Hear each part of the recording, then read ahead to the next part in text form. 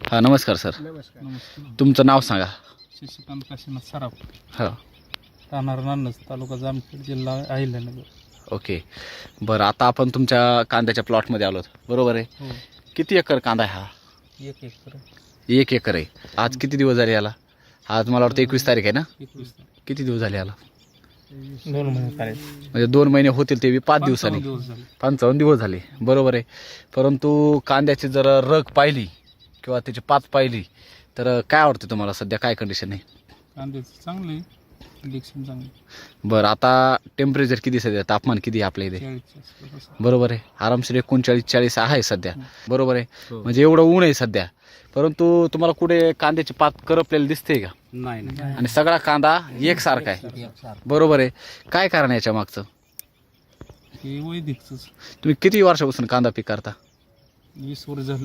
20 वर्ष झालं आमच्या आधी वडील ती करायची, करायचे. पिढ्या चालूच आहे आमचं. बरोबर आहे. परंतु काय फरक आहे ह्या वर्षीचा आणि इथून मागचा जो कांदा होता त्याच्यामध्ये काय फरक आहे का? भरपूर आहे.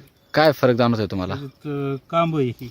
हो हो कांबीला बुडापासूनच ह्याची पाती चालू झाली आणि पोषण क्षमता मोठी झाली. बर.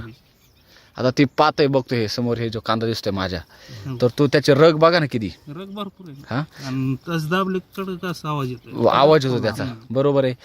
पूर्ण पात त्याची वर आहे बघा, असं सरळ. फुल कसं उमलतं तसं हे. हा जसं काय आपण ते चिटकवलंय खाली.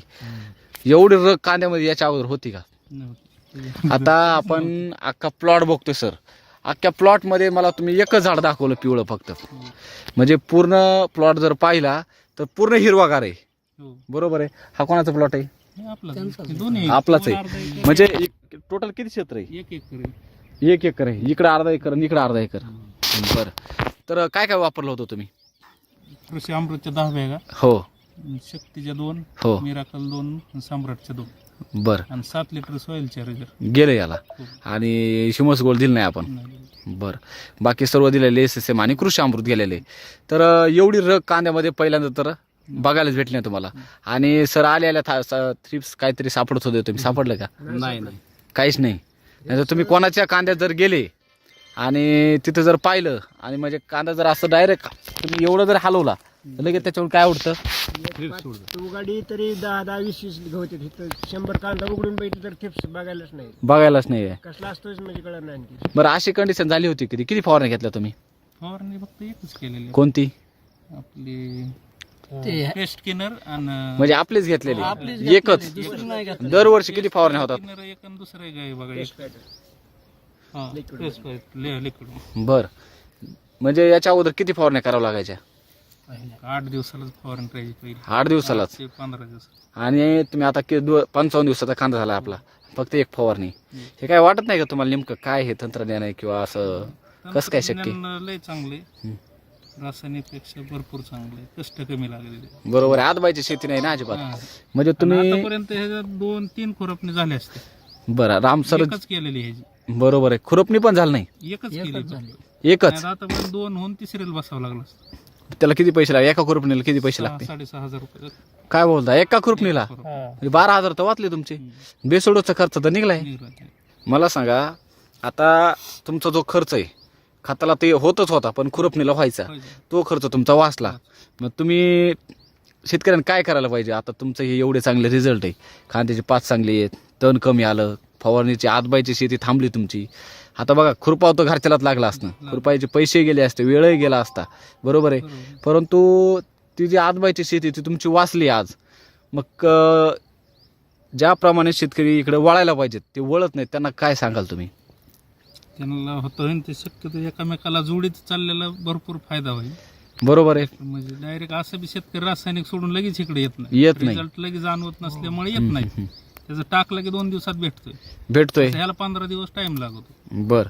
पण 15 दिवसानंतर एकच नंबर. एकच नंबर आहे ना. थोडासा संयम शेतकऱ्यांनी ठेवला पाहिजे. बरं तुम्हाला कसं काय माहिती झालं? तुम्ही कसं काय डेअरिंग केली? आम्ही युट्यूबला बघायचो. बरं मग कसं काय डेअरिंग आधी केली? आम्ही गायीसाठी वापरलं होतं मिल्क मिल्क चार्जर. बरं काय समस्या होती गायला? काय नाही व्यवस्थित झालं. गायीचं बी केलं. काय होतं समस्या? नव्हती राहिली. दुधाचा थोडा फरक पडला. बरं किती ग्राम द्यायचे तुम्ही मिल्क चार्जर? 200 ग्रॅम एका टाइम, सकाळ आणि संध्याकाळ. आणि क्लिअर झाली काय त्याच्यामध्ये? किती दिवसापासून भाकड होती? वर्षच घेतलं. 1 वर्ष. 1 वर्ष भाकड होती म्हणल्यावर कमीत कमी तुम्ही 80-90 घर गेलं तिथं. 1,20,000 रुपयाला विकली गाय ती परत. तीच गाय आणि घेतली कितीला होती? ती काय घरचीच होत का? घरचीच होती. 1,20,000 विकली. डोके सर काय हे? खेडला विकली पिंपर. बरं. सरपंच मिल्क चार्जर आहे ना, हो आपल्याकडे कस्टमर आहे, हो त्या बैलाला युजर. हा खाल्लं की डरगाळायचा म्हणजे. नाही, बरं. 2-4 दिवस होते ना ते. आम्ही नाही नाही, बी- आदूवर त्याच्या. आणि मग ते शेजारचा एक माणूस म्हणला, अरे तू ह्या बैलाला किती खर्च झाला? 20,000 रुपये. ते पचन होत नव्हतं. मग त्याला सांगितलं आपलं मिल्क चार्जर चार म्हणून. ते मला मिल्क चार्जर म्हणजे दूध देणार आहे म्हणा, बैल बरोबर दूध आहे. देणार आहे का? हा हा तर त्याने एक 300 रुपयाचं पाकिट नेलं. हा ते बैल खाल्लं की डरगाळत खातच नव्हतं, ती पार असा मरायचा होता. हा हा तर त्यांनी काय केलं, ते त्याला चारलं एक शेवा म्हणजे 1 किलोचा पुडा. परत एक 15 दिवसांनी 5 किलो बकेट नेली. आता परत 5 किलो बकेट, एकदम बैल चांगला झाला. म्हणजे चलतोय ते बैल आता, म्हणजे पहिला चलत नव्हता पासून राहायचा ना, एकदम चांगला मिल्क चार्जर रिझल्ट क्लिअर झाला आता. एकदम क्लिअर काय अडचण नाही. म्हणजे जादूची कांडीच आहे ना ती एक. एवढे रिझल्ट कुठं आहेत का कोणत्या? काही बी असू द्या, डायरेक्ट अमृतच आहे ना ते. मग हे आपण समजून घेतलं पाहिजे की आता शेतीला, गाईला किंवा मातीला, पाण्याला सगळ्यांना गरज आहे. हो. ते आपण भरून काढली पाहिजे. एवढं चांगलं तंत्रज्ञान आहे तरी पण काही शेतकरी त्याच्यावर शंका खाता किंवा आम्हाला फसवलं किंवा हे खोटं आहे, हे तुम्ही व्हिडिओ एडिट करता, अशा बऱ्याचशा गोष्टी कमेंट करत राहता. त्यांना काय सांगाल ज्यांना विश्वास नाही? त्यांनी थोडक्यात आधी वापरून बघावं 1-2-4 गुंठ्यासाठी, मग ते त्यांचा विश्वास बसतो. पहिला तुम्हाला विश्वास होता का याच्यावर? आम्ही व्हिडिओवरच बघून विश्वास ठेवला. व्हिडिओ बघूनच? व्हिडिओ बघून आम्ही दुसऱ्या- प्लॉट बघायला गेले नाही कोणाचा? नाही. आता हे शेजारी पाजारी वापरणार होते, काहीच नाही आम्ही पाहिलं. ज्यावेळेस तिथं बिल करायला गेलो त्यावेळेस त्यांनी आम्हाला ह्यांची नावं सांगितली. आमची नावं मग ह्यांना आम्ही फोन केलं आणि मग तिथून पुढे बिल केलं तयार. बरं बरं बरं. म्हणजे ते ओळखीचे निघले तुमच्या? शेजारीच आमचे. बरं बरं बरं पण ते आम्हाला माहिती नसल्यामुळे ती माहित नव्हतं. बरं.